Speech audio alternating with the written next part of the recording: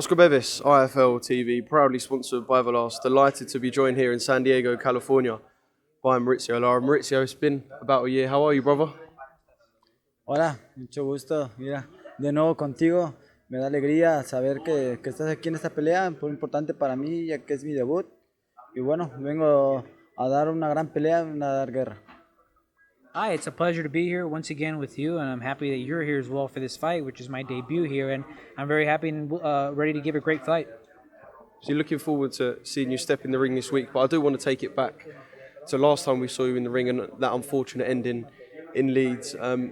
How did the cut recover? And just talk to me about the weeks after that. Obviously, it was a fight that was built up so much, and we didn't really get to see the ending that we wanted, and I'm sure you wanted as well. I'm coming here with the right attitude and desire to give a great show. Morally speaking, it did kind of dissuade me, and I let it go. I let the people understand that he tried to hurt me more than in a boxing sense. He tried to hurt my integrity as a person. Again, it dissuaded me at first, but I'm here back again. Obviously, you said he tried to hurt you in more than a boxing sense. Did you kind of walk away from that feeling unsatisfied with, although you were 1-0 up technically over the two fights, did you walk away feeling unsatisfied and that there isn't or hasn't really been an ending between you and Josh Warrington? I know what I'm capable of doing. Obviously, he did damage me in a way that was beyond what's required in boxing, but we know what we're capable of, we know what we're doing, and we're back here. How important does it make this fight week? Obviously, we'll talk about potentially what could be beyond, but I know you'll be focused on this week. How important is it that you put on a good show, look good, get the win, and try to move up back towards them big fights that can get you towards a world title? Like I've said before, I characterize myself as a fighter who likes to engage in wars, and on March 5, it will not be an exception.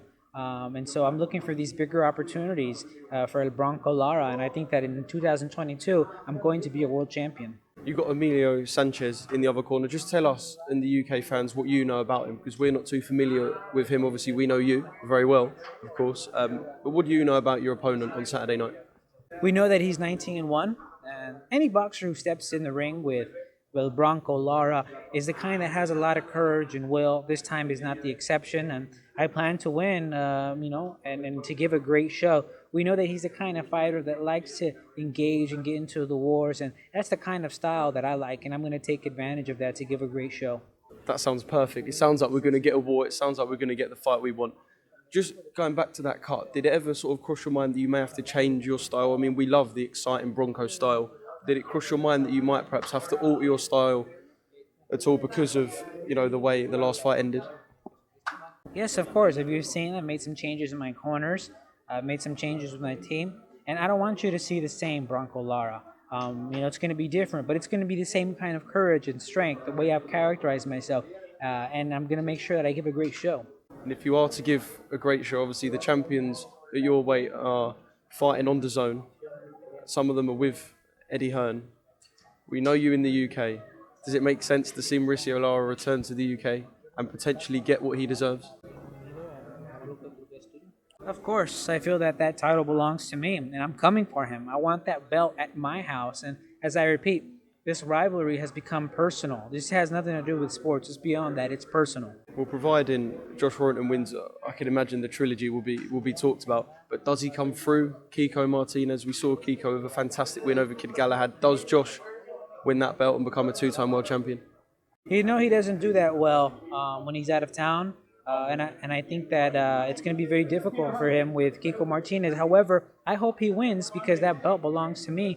And like I promised after my last fight, I'm going to make sure that he loses again and that he would lose and that he would retire after he loses. So I'm going to make sure I fulfill that promise. Okay, Mauricio, thank you for giving me some of your time. I do have one thing that I want to show you from last year that I brought with me. If you just want to hold it up to the camera.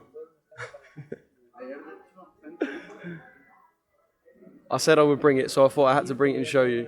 Because obviously last year we was in the bubble together, so I just want to say thank you because we had a good time in the bubble last year, and I just wanted to say thank you from a Bronco fan. Thank you, muchas gracias por el apoyo y todavía recuerdo esos momentos de alegría que estábamos en el vestuario tomándonos una cerveza y pizza y es lo mejor que estés aquí, amigo. Thank you for the support. I remember those happy moments where we spent back there drinking some beers, having some pizza, and it's really great that you're here with us again.